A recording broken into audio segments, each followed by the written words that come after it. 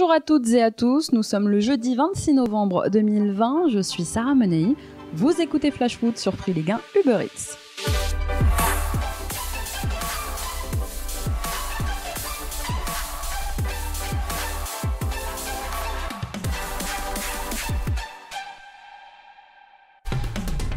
Il y a de ces jours où on n'a pas envie de se lever. Je sais pas pour vous, mais moi c'était ce matin, comme si je voulais que tout ça ne soit qu'un mauvais rêve, c'est peut-être du déni. Et le pire, c'est qu'on peut même pas dire aujourd'hui qu'on ne s'y attendait pas. La disparition de Diego Maradona ne nous prend pas par surprise. À seulement 60 ans, son cœur a lâché après des années d'excès. La rockstar est partie après avoir vécu 1000 vies. Et quelle vie! Et parce que Maradona c'était plus que du foot, sa mort fait aujourd'hui la une de toute la presse internationale. On pleure à Buenos Aires, on pleure à Naples, on pleure même en Angleterre, c'est vous dire. En fait, on pleure partout autour de la planète la disparition de l'idole. En Argentine, c'est le début de 3 jours de deuil national. En France, son ambassade a mis ses drapeaux en berne et a annoncé l'ouverture d'un registre de condoléances. Diego Maradona est parti un 25 novembre. Comme George Best avant lui, ça s'invente pas. Mais comme l'a très justement dit son héritier, Lionel Messi, il ne nous quittera jamais vraiment puisqu'il est éternel. Adios Diego.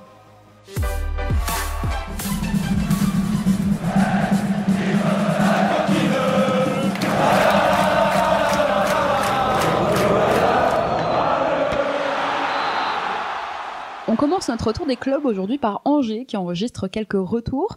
Absent à Nîmes à cause de son genou, puis contre Lyon dimanche dernier après avoir ressenti une gêne à la cuisse. Les examens qu'a passé Sofiane Bouffal en ce milieu de semaine sont rassurants. Le milieu angevin ne souffre que d'une contracture, il pourrait rapidement reprendre le chemin de l'entraînement. Côté retour aussi, Jimmy Cabot est lui remis du coronavirus. Stéphane Moulin pourrait aussi enregistrer le retour d'Abdoulaye Bamba pour le déplacement à Lens de dimanche. Pour moi, c'est Maradona. Car depuis que je suis tout petit, je regarde des cassettes de lui et c'est mon préféré. Et c'est celui que je préfère au foot. C'est lui mon idole. Pour moi, c'est le plus fort de tous les temps. Vous l'avez reconnu ? Vous venez d'entendre un tout jeune Hatem Ben Arfa dans le documentaire À la Clairefontaine. Il avait 12 ans à l'époque. Il a reposté hier cette vidéo sur ses réseaux sociaux pour rendre hommage à celui qui était donc son idole. Hier, c'était aussi la journée de lutte contre les violences faites aux femmes et la belle initiative en Ligue 1 cette année, c'est l'engagement du Brestois Romain Perrault. À l'instar du pilote de Formule 1, Romain Grosjean, et de la joueuse même de l'équipe de France, F. Périssé, Romain Perrault a décidé de soutenir le collectif français Libra. C'est une marque de vêtements qui utilise la mode dans le but de lutter contre les violences faites aux femmes, de diffuser des messages d'égalité et même de rendre hommage aux grandes femmes qui ont marqué l'histoire, comme Simone Veil. Une partie des fonds récoltés par cette marque servent à subvenir aux besoins d'une association qui prend en charge des femmes victimes de discrimination, de violence ou même d'exclusion. Le latéral brestois a donc décidé de s'engager et aujourd'hui on lui dit bravo. Pas la moindre victoire au compteur après 11 journées de championnat et une bien triste dernière place au classement en Ligue 1. Le DFCO pourrait bien descendre en fin de saison s'il ne parvient pas rapidement à redresser la barre. Grégory Coupé, qui a lui été nommé entraîneur des gardiens du club au mois de mai, a fait savoir qu'il ne partirait pas si l'équipe était reléguée en Ligue 2 et qu'il honorerait son contrat jusqu'au bout, c'est-à-dire jusqu'en 2022. Il y avait la Ligue des Champions, bien sûr, hier soir, mais il y avait aussi de la Ligue 1. Lens et Nantes se sont quittés sur un match nul à Bollaert, score final 1-1 dans ce match en retard de la 8e journée. Les Lensois manquent l'occasion de revenir à la hauteur de Lyon, Monaco ou Montpellier, mais remontent quand même à la 8e place. Les deux équipes ont eu une période chacune, d'abord malmenées par les Lensois, notamment grâce à un Gaël Kakuta buteur. Les hommes de Christian Gourcuff ont pu bénéficier d'un pénalty en fin de rencontre, pénalty transformé par Abdoulaye Touré. Au classement, les Nantais sont aujourd'hui 14e avec 13 points et le Racing, lui, a un autre match en retard à jouer à Marseille. Ce soir, 18h55, le LOSC peut se qualifier directement pour les 16e de finale de Ligue Europa. Alors pour ça, il faudra battre l'AC Milan, certainement très vexé par leur lourde défaite à San Siro, 3-0 au match aller. Les Italiens seront ce soir privés de leur buteur, Zlatan Ibrahimovic, et de son côté, Christophe Galtier devra lui se passer de Celik et de Renato Sanchez blessés. Quelques nouvelles de l'infirmerie à Lorient. Thomas Monconduit et Jonathan Delaplace sont d'ores et déjà forfaits pour la réception de Montpellier dimanche à 15h. Quant à Ouboulang Mendes, victime d'une grosse contracture à la cuisse, il est lui aussi très incertain pour ce week-end.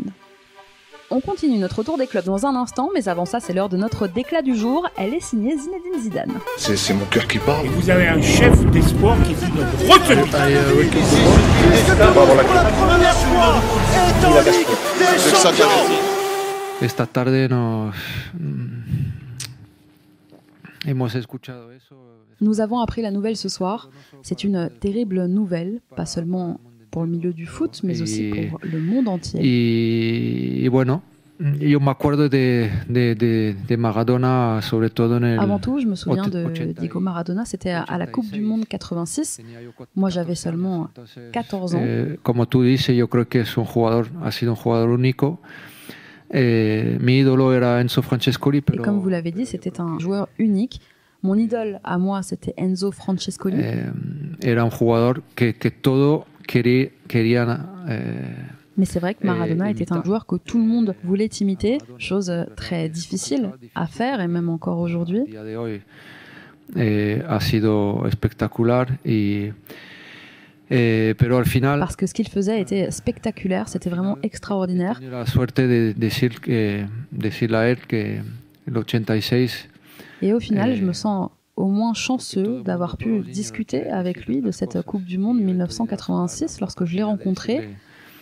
Que ha sido la hostia como jugador. Chaque enfant veut toujours dire ce qu'il pense. De eso. Y ya está. Luego Et moi, eh bien, j'ai eu l'opportunité de lui dire que c'était un joueur incroyable. C'était vraiment l'un de mes meilleurs souvenirs, cette discussion avec lui. C'est une triste nouvelle. Nous adressons nos plus sincères condoléances à sa famille. Qu'il repose en paix. Quand une légende rend hommage à une légende, et bien voilà l'hommage qu'a rendu Zinedine Zidane à Diego Maradona hier soir après le succès du Real Madrid à Milan contre l'Inter. C'était en Ligue des Champions. Allez, on reprend notre tour des clubs, direction Lyon. La sanction de la commission de discipline de la LFP est tombée hier soir. Rudy Garcia ne sera pas sur le banc lyonnais face à Metz en clôture de la 13e journée de Ligue 1. L'entraîneur lyonnais est suspendu pour un match ferme à compter de mardi. Le coach de l'Olympique lyonnais a écopé de 3 avertissements dans une période incluant 10 rencontres de compétition officielle. C'est ça qui lui vaut aujourd'hui une suspension, donc d'un match ferme.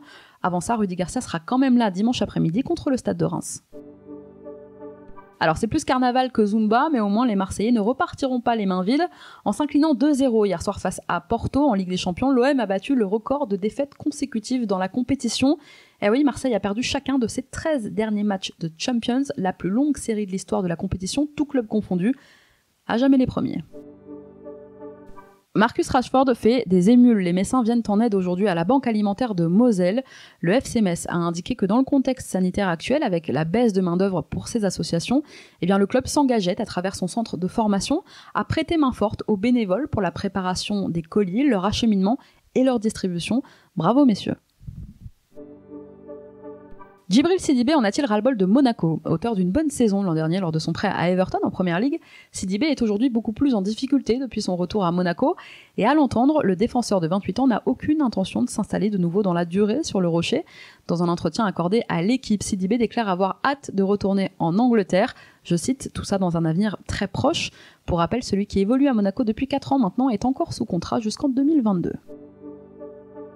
Incroyable anecdote montpelliéraine aujourd'hui dans les colonnes de l'équipe. On apprend comment Maradona aurait pu devenir l'entraîneur de Montpellier. C'était en mars 2013. René Girard, champion de France quelques mois auparavant, s'apprête à quitter le club. Et pour lui succéder, eh bien Louis Nicolin pense à Diego Maradona. Il cherche un nouvel entraîneur et il lance « Pour emmerder le PSG, j'ai envie de faire venir Diego Maradona ». Alors pourquoi pour emmerder le PSG ? Parce qu'à l'époque, il venait juste de recruter David Beckham. Et à la surprise générale, eh bien, le message envoyé par le président montpelliérain est entendu et le directeur de l'agence qui détient les droits de l'image de Maradona en France explique que l'ancien footballeur de Naples est d'accord pour discuter avec Montpellier d'une éventuelle proposition. Alors de son côté, Nicolin se dit prêt à aller le voir n'importe où autour du globe, à Dubaï ou ailleurs pour négocier. S'il demande le minimum d'un entraîneur, à savoir 30 000 €, eh bien je signe demain matin. Voilà ce qu'avait déclaré Loulou. Même s'il veut une villa ou une voiture avec chauffeur, il n'y a aucun problème. Sauf qu'après une semaine de rumeurs, eh bien Louis Nicolin décide de laisser tomber le dossier. La faute à beaucoup trop d'intermédiaires. Dommage. Est-ce que vous imaginez le binôme Nicolin-Maradona ? Peut-être qu'ils en discutent tous les deux là-haut. Défait il y a 3 semaines sur la pelouse du Slavia Prague, l'OGC Nice retrouve ce soir son bourreau tchèque pour le compte de la 4e journée de Ligue Europa. Cette fois, ils ont rendez-vous à l'Allianz Riviera, un match très important pour les Aiglons dans la course au 16e de finale, puisque 3 points séparent aujourd'hui les hommes de Vieira des 2 leaders de leur poule, c'est-à-dire Leverkusen et Slavia. Mais il faut dire que la préparation des Niçois a été complètement chamboulée, complètement tronquée par le coronavirus. Entre fermeture du centre d'entraînement et report de match, le virus, je vous rappelle, a touché 12 membres de son effectif. Patrick Vieira a dû préparer ce match sans avoir joué la dernière journée de championnat et sans avoir eu de joueurs à dispo pendant 2 semaines. Ce soir, il va devoir se passer en plus de Kasper Dolberg, encore positif au virus. C'est en plus pour Nice ce soir le début d'un marathon de 9 rencontres en 27 jours. Bon courage, Nice-Slavia Prague, coup d'envoi à 21h. On reprend notre tour des clubs dans un instant, mais avant ça, c'est l'heure de notre rubrique vintage. Je crois qu'après avoir vu ça, on peut mourir tranquille. Enfin, le plus tard possible, mais on peut. Chaque semaine, on revient sur un événement qui a marqué l'histoire de notre foot. Actualité oblige. Aujourd'hui, vous vous en doutez, on va parler de Diego Maradona. Souvenez-vous, il y a quelques semaines, je vous racontais comment la légende avait été proche en 89 de rejoindre l'Olympique de Marseille après un rendez-vous avec Michel Hidalgo à Naples. Retenu à l'époque par les dirigeants de son club, il ne découvrira finalement donc pas le championnat de France, mais il aura quand même l'occasion d'affronter des clubs français. La première rencontre a lieu en août 83 lors d'un tournoi amical réunissant Bordeaux, Nantes, Stuttgart et le FC Barcelone de Maradona. Bordeaux gagne 2-0 contre Barcelone. Et si le tournoi n'eut attiré à l'époque que 22 000 personnes sur 2 jours, eh bien l'histoire retiendra quand même cette photo légendaire de l'Argentin en compagnie d'un certain Alain Giresse, joueur qu'il admirait particulièrement. J'ai joué contre lui et j'ai même eu le plaisir d'avoir son maillot à la fin du match. Voilà, oui, bien sûr. C'était un phénomène, quoi. C'était un phénomène. Bon, moi, je n'étais pas chargé de le contrôler sur le terrain, mais il fallait voir ce qu'il était capable de faire, quoi. Justement, de footballeur à footballeur, c'était quoi la magie Maradona? Qu'est-ce qui fascinait chez ce joueur? Si vous voulez, d'abord, c'était un centre de gravité très bas, des appuis de feu et un pied gauche qui était... C'était pas un pied gauche, c'était carrément une main. Il jonglait avec le pied gauche, avec une balle de tennis, comme avec un ballon. Ce qui est quand même quelque chose d'assez exceptionnel. Vous venez d'entendre le témoignage d'Alain Giresse sur les ondes d'RMC hier soir. Et si vous n'avez pas encore vu cette photo, je vous conseille vraiment d'aller faire un petit tour sur Google, elle est magnifique. La deuxième rencontre entre Maradona et un club français a lieu 5 ans plus tard, en novembre 88, 8e de finale de Coupe d'Europe de l'UEFA, l'équivalent aujourd'hui de l'Europa League. Cette fois-ci, Maradona porte les couleurs non plus de Barcelone mais de Naples. Il vient de remporter la Coupe du Monde avec l'Argentine et il est accueilli véritablement par une marée humaine à l'aéroport de Mérignac. El Pibe de Oro sortira alors cette phrase à la descente de l'avion. Je sais que Bordeaux est une grande équipe, mais je suis pas ici pour faire des cadeaux. Cette fois-ci, Maradona et son équipe l'emportent à Bordeaux 1-0 devant plus de 27 000 personnes à l'Escure, dans une rencontre où un certain Alain Roche se verra même exclu. Lors du match retour, Alain Giresse et ses coéquipiers ne parviendront pas à renverser le score sur la pelouse du San Paolo. Et grâce à ce match nul, Maradona et Naples élimineront Bordeaux, remporteront la compétition en finale contre Stuttgart, offrant à Maradona son premier et unique trophée européen. Yannick Stopyra était là à l'époque, l'actuel responsable du recrutement du centre de formation des Girondins, a partagé hier soir, toujours sur RMC, ses souvenirs avec Diego Maradona, le décrivant comme un artiste à part entière, le meilleur avec Pelé. Stopyra qui avait eu la chance déjà 3 ans auparavant, à l'occasion du premier tour de la Coupe de l'UEFA en 86-87, de recevoir Naples, non pas avec Bordeaux, mais avec Toulouse. Au match aller, les Napolitains l'emportaient, mais au match retour au Stadium, ils vont très vite être surpris par l'ouverture du score justement de Stopyra. Les Toulousains parviendront à conserver ce score durant 90 minutes, puis pendant 120 pendant les prolongations, avant une séance de tir au but pour départager les deux équipes. Ce soir-là, Diego Maradona ratera son penalty, mais marquera définitivement son passage en France. Samedi, 21h, le PSG reçoit Bordeaux dans le cadre de la 12e journée. Le retour de Mauro Icardi est attendu. Le journal Le Parisien explique aujourd'hui qu'il devrait être dans le groupe. Le milieu de terrain Idrissa Gueye est lui aussi attendu dans le groupe des joueurs de la capitale. Et puis on attend surtout du côté parisien le retour de Marco Verratti dès le coup d'envoi. On l'espère bien sûr titulaire. Quand on voit les difficultés dans le jeu et l'incapacité à contrôler le ballon au milieu, nul doute que le petit hibou va faire du bien dans notre jeu parisien. Les Rennais vont eux aussi devoir se remettre la tête à l'endroit. Après une défaite en championnat et une élimination en Ligue des Champions mardi, les joueurs de Julien Stéphan se déplacent à la Méno demain soir en ouverture de la 12e journée. Naïef Aguerd comme Martin Terrier ne seront pas encore aptes pour cette rencontre. 2 absences préjudiciables pour Julien Stéphan. Mardi en Ligue des Champions, c'est le jeune Jerzino Niamsi qui remplaçait Aguerd face à Chelsea. Et en l'absence également de Daniele Rugani, il devrait à nouveau être titulaire demain soir. Ça ne s'arrange pas, mais alors pas du tout, entre Stéphane Ruffier et l'AS Saint-Etienne. Le gardien des Verts, écarté depuis cet été par Claude Puel, vient d'être de nouveau mis à pied à titre conservatoire pour acte d'insubordination. C'est la 2e fois en quelques semaines. Dans un communiqué, le club stéphanois précise que Stéphane Ruffier sera reçu mardi pour un entretien. S'il y aura des absents côté rennais, il y en aura aussi côté strasbourgeois demain soir. Thierry Lauré va devoir se passer des services d'Alexander Djikou et de ceux de Bingourou Kamara, un coup dur, d'autant plus que le quotidien régional Les Dernières Nouvelles d'Alsace confirme que l'entraîneur du Racing joue son avenir sur cette confrontation. Il faut dire que Strasbourg connaît un début de saison très compliqué avec une 19e place au classement et seulement 6 points pris après 11 journées. Il faut remonter il y a 15 ans pour trouver aussi faible bilan. L'étau se resserre donc sur l'entraîneur strasbourgeois. Merci à tous d'avoir été avec nous, c'était Sarah Menei, vous écoutiez Flash Foot, on se retrouve demain.